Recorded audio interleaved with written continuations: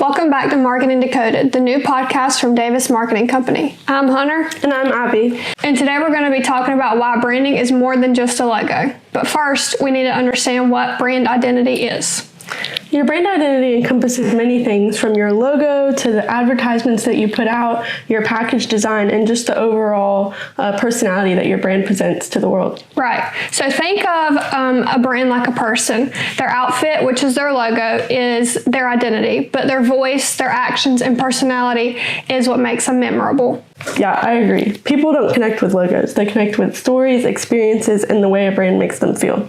The most successful brands, in my opinion, don't just focus on one thing, but focus on all of the parts together to create the bigger picture. Right. What is the first thing you think of when you hear My Pleasure?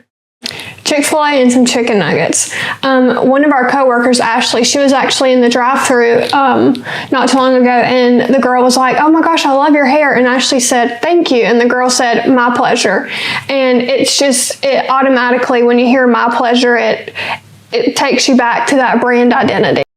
A good brand identity also helps you stand out from the competitors. You don't want to blend in and be forgotten by your audience. Right. Think about the Georgia Southern school buses, for example. The nostalgia and the tradition is a part of that brand, and it keeps the fans coming back for every game day to watch those buses come through. I agree with that as an alumni. Not knowing what brand identity is can definitely be costly. So what do you think are some things that brands should avoid or do to help their brand identity? Inconsistent branding is definitely a big mistake that I see a lot. So like your social media graphics, not having the logo on them with the same colors as the logo, and the website not having the right colors and vibes of the business. I think just like the lack of cohesion is really a big mistake that a bunch of companies make. Mm-hmm. I agree. Yeah. And also thinking that just one logo alone is enough. So here at Davis Marketing, when we build logos for clients, we tend to give different formats. So that's going to be your stacked, which is, you have your icon and then the words on top. And then we do a horizontal logo. And then we also like to try to include icons when we can, because those are really good to put on like your front left chest of shirts, and it makes it easy to embroider. Those are good examples.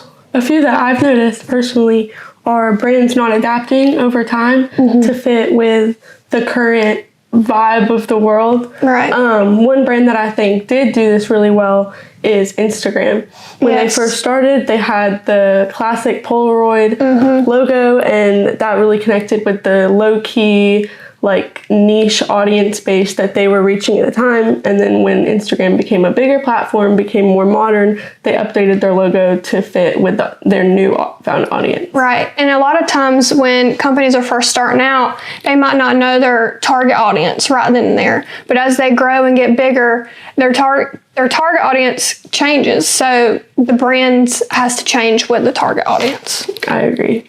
Another mistake that I see a lot is the DIYing it concept. Yeah. With the emergence of a lot of graphic design softwares like Adobe Express and Canva, that comes with its own set of challenges when it comes to brand identity. A few of those being that a lot of the logos are templated. That comes back to wanting to stand out. You want your logo to stand out from your competitors. Another thing is, since you're licensing all of the individual assets in your logo, you're not going to be able to copyright it if you ever want to look into trademarking for your business, which if you want to grow your business is definitely something important. Yeah. You also don't have access to vector files, which can make creating advertisements and scaling your logo difficult. Yes, for sure. So now that we know what not to do and what to avoid, how can you create a strong brand identity?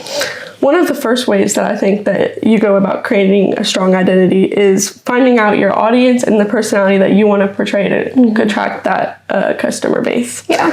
Once you have your customer base and you know what you're targeting, you want to make sure you're being consistent across all platforms, whether that be social media, your website, all the way down to your package design and just how you're coming across in your captions. One brand that I personally think does really well with being consistent and also knowing their audience is Coca-Cola. They've been around since, before we were here. Yeah, a long time. And we still know them from their iconic red and white colors, the serif font that they have. And they've really been able to grow through the generations and stay a prominent brand in society. Yeah, I know I like going into the convenience stores and going and finding the Coke bottles and like with the names on it, and I like looking for my family members' names and buying it for them. And that's a way to create a memorable experience, and that's what you really want to do with your business.